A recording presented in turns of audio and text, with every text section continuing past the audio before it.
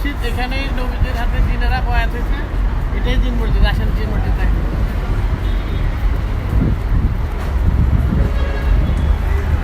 আপনি কিছু বলেন জিন মসজিদ সম্বন্ধে?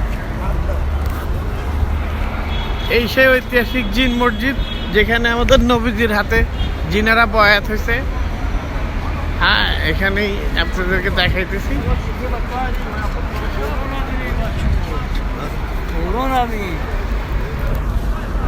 আজকে মক্কা বৃষ্টি হইতেছে, রহমতের বৃষ্টি।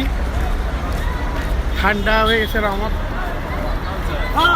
আর আজকে চলতেছে রহমতের 10 দিনের, আজকে 5 দিন শেষ।